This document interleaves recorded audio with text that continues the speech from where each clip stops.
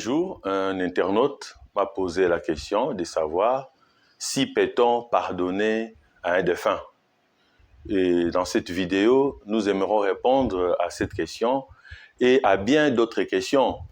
Pourquoi devons-nous pardonner aux défunts? Comment le faire? Et quand faut-il le faire?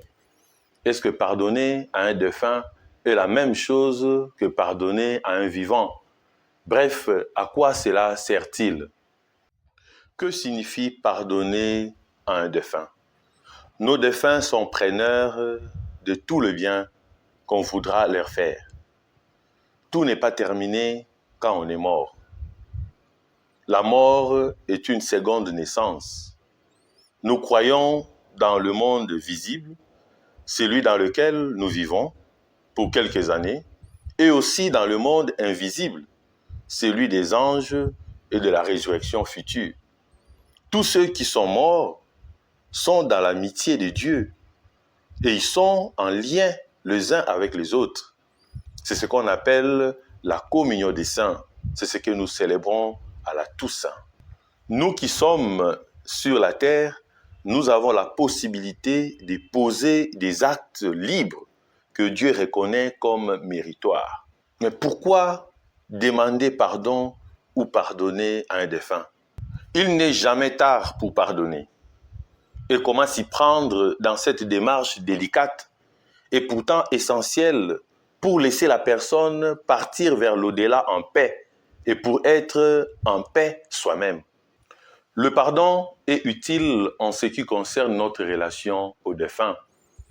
Comme nous le connaissons dans la guérison intérieure, le pardon a une place importante. Le pardon fait du bien plus à celui qui pardonne qu'à celui qui est pardonné. Et nous avons 3 niveaux pour pardonner.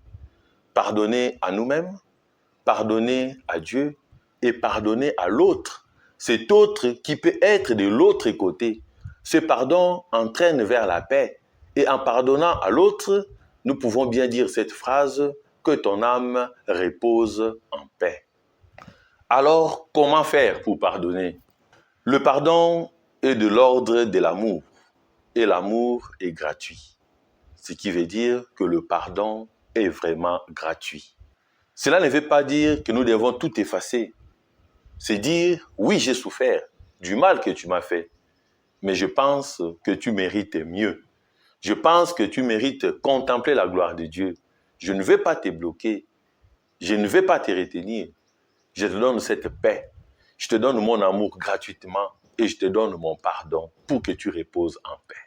Il y a plusieurs rites selon les traditions pour demander pardon aux défunts. Certains vont au cimetière, d'autres le jour de l'enterrement peuvent dire un mot, d'autres encore, au niveau de la famille, on peut rassembler tout le monde et dire ce qu'on ressent et le pardon qu'on aimerait recevoir de la part du défunt. Mais dans la tradition chrétienne, nous avons la confession, nous avons l'accompagnement spirituel. Et dans la guérison intérieure, nous avons cette réparation intérieure et extérieure qui nous permet de ne pas rester au niveau des remords, dans les regrets, dans les blessures intérieures causées par le manque de pardon. Quelle est la plus grande action que les défunts attendent de nous? Je pense que la grande action ou la grande décision juste que les défunts attendent de nous est de dire « nous allons nous réconcilier avec les vivants. Désormais, nous ferons le bien en leur honneur. » La conversion est le meilleur résultat, pour ne pas dire le meilleur fruit d'une réconciliation avec le défunt. Est-ce que pardonner à un défunt est la même chose que pardonner à un vivant? Oui, car le pardon n'est pas une émotion.